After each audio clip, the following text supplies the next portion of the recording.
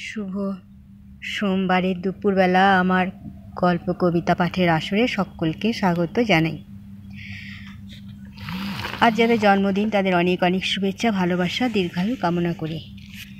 আমি গল্প পাঠ করছি। আজকে যে গল্পটি পাঠ করব তার পরবর্তী অংশ সত্যিকারের গল্প, গজেন্দ্র কুমার মিত্রের লেখা। পরবর্তী অংশ আমি পাঠ করছি। আশা করি গল্প পাঠ ভালো লাগবে। প্রচণ্ড তাপ, রৌদ্রের গরম, চৈত্রের অবসান, বৈশাখ মাস, সকলকেই শুভেচ্ছা জানিয়েছি, আবার জানাচ্ছি। সকলেই ভালো থাকুন, সুস্থ থাকুন, নিরোগ থাকুন। আসুন তাহলে আমরা পরবর্তী অংশ পাঠ করি। বৃদ্ধ সারা রাত সেদিন ঘুমোতে পারলেন না আশা ও আনন্দে। সারা দিন ধরে বিছানার চাদর থেকে সুতো বার করে দড়ি পাকালেন, সূক্ষ্ম অথচ মজবুত দড়ি। সেদিন সন্ধ্যায় মেয়ে কাছে আসতে দড়িটা নামিয়ে দিলেন। সেই দড়ির প্রান্তে হলমেহি বেঁধে দিল দুটি উকো আর একটি ছোট চিঠি। নেমে এসো, আমি সারা রাত এই পাহাড়ের খাঁজে অপেক্ষা করব। উকো দিয়ে ঘষে ঘষে প্রায় সারা রাতের চেষ্টা একটি গরাদ কাটা গেল। তারই মধ্য দিয়ে বহু কষ্টে গলে বেরোলেন বৃদ্ধ। তারপর সে কঠিন খাড়া পাহাড়ের গা বেয়ে নেমে আসা, তাও কোনো মতে প্রাণপণ চেষ্টায় নামলেন তিনি। এক এক সময় অবসন্নভাবে এসে মিলিত হলেন মেয়ের সঙ্গে দীর্ঘ 16 বৎসর পরে। তপস্যার বুঝি সিদ্ধি মিলল হলমেহির, কিন্তু তখন আর সে মিলন উপভোগ করবার অবসর কোথায়? পূর্বাকাশে সোনালি আলোর আভাস ফুটে উঠেছে। এখনই হয়তো সব জানাজানি হয়ে যাবে।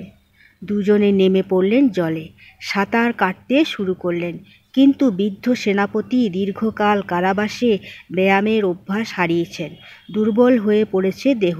তিনি পারবেন কেন ওই তীব্র স্রোত ঠেলে এগিয়ে যেতে? কিছু দূর গিয়েই তার হাত পা এলিয়ে পড়ল। তিনি বললেন, বিদায় দাও মা, তোমার জন্য তোমার জীবন নষ্ট করো না, আমার জন্য তোমার জীবন নষ্ট করো না। তোমার দেখা পেয়েছি, আর কোনো দুঃখ নেই, সুখেই মরব। তিনি হাত পা ছেড়ে দিলেন। কিন্তু হলমেহি কি পারে তাকে ছাড়তে?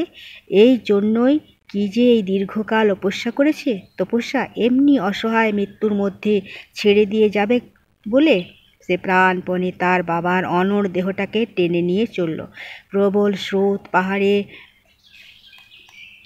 যা খেয়ে আরও দুর্বল হয়ে পড়েছে, নিজে নিজে সাঁতার কাটায় দুঃসাধ্য। তার উপর তার একটা দেহ টেনে নিয়ে চলা তো প্রায় অসম্ভব, বিশেষত ওইটুকু এক বালিকার পক্ষে। কিন্তু হলমেহি সেই অসম্ভবই সম্ভব করল। কোনো মতে এইটুকু যেতে পারলেই নিরাপদ।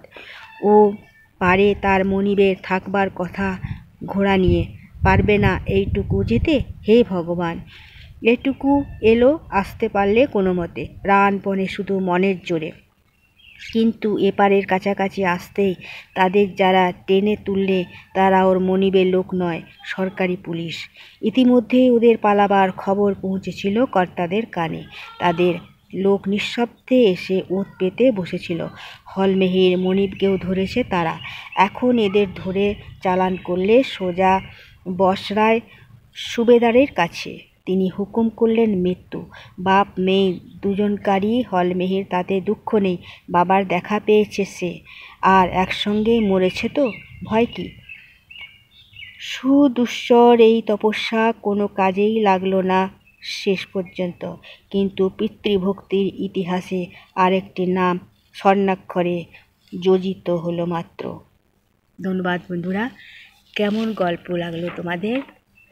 সংকল্প করে কোনো কিছু যদি এগিয়ে যাওয়া যায় তাহলে সেটা সফল হওয়া যায়।